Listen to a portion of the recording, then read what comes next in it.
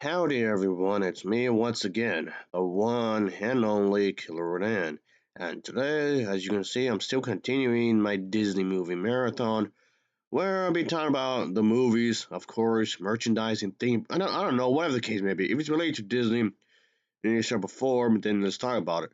I mean, this is technically Marvel, so Disney adjacent, because they technically, I guess, have a partnership thing going on, I guess. Anywho, I just got to see not that long ago the Thunderbolts, I guess. Why not? Let's just get into it, I guess.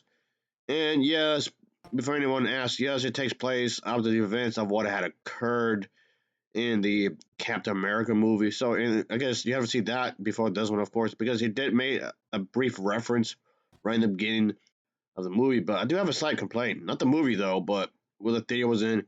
Yeah, the seats I was in, quite a few of them were. It looked ass, okay? They looked terrible, and which is weird because just look at it. I mean, seriously, they're all dirty and whatnot. It should not be like this, like at all.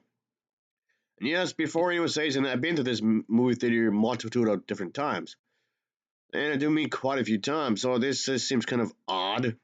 I don't know. I don't know what happened here, but whatever it was, I guess, serious enough that there was some obvious wear and tear. I mean, what? Well, why is it like this? You can't afford it. You should be able to afford it, really.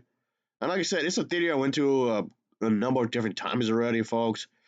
And just looking at just outside looking in, it looks really kept up. So there's a strong contrast between that and this. So what the hell? Even the interior looks actually pretty good. Just because I like you guys, it doesn't mean you're exactly above criticism. I'm just throwing it out there. Anyway, of course, like always, let's just talk about the plot, I guess. So here we go. So anyway, so yes, so no, since the Avengers are no longer a thing, so going off what had occurred in Captain America and Brave New World, there's an established thing that happened there, and just want to pretty much taking a steps further with that. Of course, it does not abandon that concept because there's this woman, she's pretty much easily supposed to be the part of the government. And these people are pretty much sent to clean any mess, of course, and whatnot. But this whole thing with the impeachment that was going on as well, it makes it abundantly clear really early on that there was something sus going on and whatnot. And yes, this woman here, she's part of the government, of course. And then, yes, obviously, you can see from the trailers, a lot of Bucky's here. Again, this going off what the previous film was trying to establish with Bucky, the whole thing with Captain America, a Brave New World. Well, Bucky's supposed to be part of like this chairman or whatever, this Congress guy.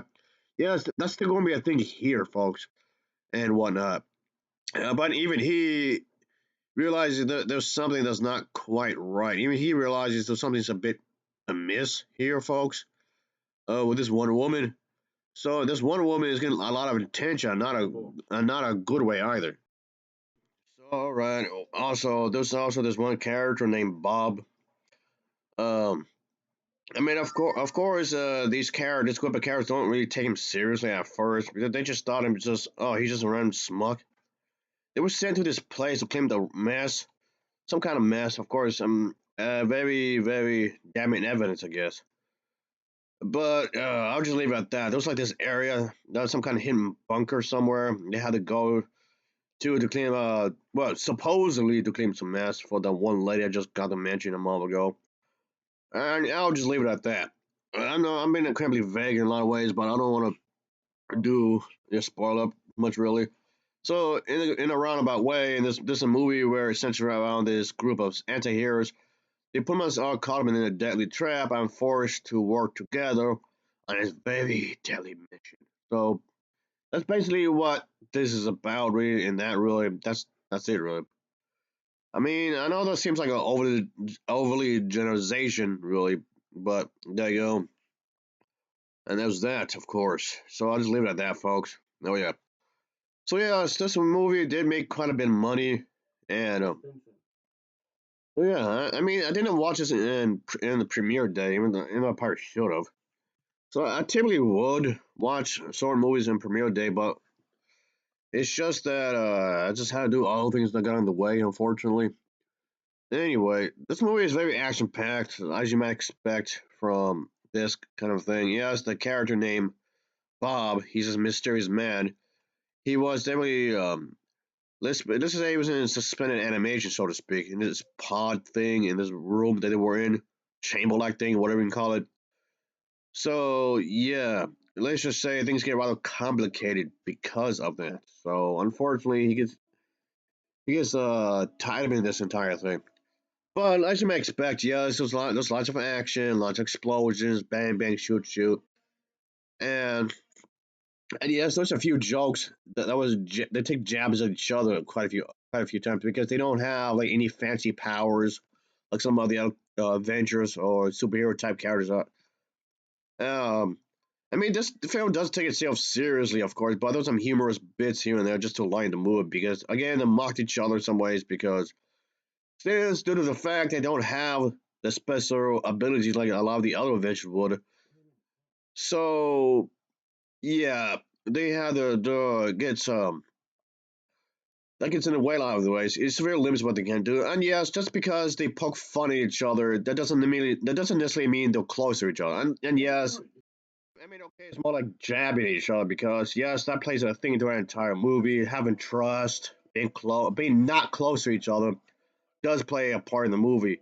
And yes, that complicates things even further. They don't trust each other. They're anti-heroes, so as a result, uh, that's a complicates each other because they don't want to work with each other, but they are forced to work with each other. They have to force a team with each other, even though they simply do not want to do that at all. And to be perfectly clear, folks, I'm not saying that there's anything. I'm not saying there's anything inherently wrong with making like little playful jabs to your, let's say, your significant other or your friend. Assuming you're that close, that's not inherently wrong. Of course, don't get this twisted. You can make fun of each other if you're that close, sure. So yes, basically the whole idea of these group of underdogs is the main thing here, and they have to prove themselves, and that's assuming if they're capable of ever actually doing that. That's the thing, folks. I mean, yes, obviously this gonna most likely just lend into another series of films, of course, because of the fact that they're building on to this whole idea there's gonna be a bigger, larger event as well, an event type movie like they did with Infinity War and Endgame. Which, of course, it's quite clear to kind of just build up to that. They're just leaving little bits and pieces of breadcrumbs on what's going to happen next and whatnot. So that's kind of the whole idea here. I mean, yes, it does focus on its own story, yes, but also trying to have some kind of building blocks for what's going to happen next, if you can get what I'm saying here. So, again, I'll just leave it at that. So, okay, I just thought this was a pretty solid enough movie. I thought it was decent enough, I suppose. I didn't hate this by any means. Like there was plenty of action. Not once I ever felt that the pacing got in the way. It was slow. I don't think that this slow down isn't not to the point where you felt it dragged out or anything. So there was that. And as for the fight scenes are pretty well made, I guess, for its worth for a superhero. Okay, in this case, an anti-superhero type of thing, I guess. And when it comes to having a group of bad people teaming up, you have to have a worse bad guy to fight against, I guess. That's usually how this works, I guess. You can say this kind of storytelling and whatnot. It's basically a group of bad people, and because yes, that's the thing, they all have a past, they all made mistakes. That does go on into overall story. They all realize that each of the members did do terrible, terrible, god awful things before. And does that mean you can't have redemption and whatnot? And yes, the film does play into that in some ways, at least to some extent, anyway. It's not going to erase everything, obviously, but still.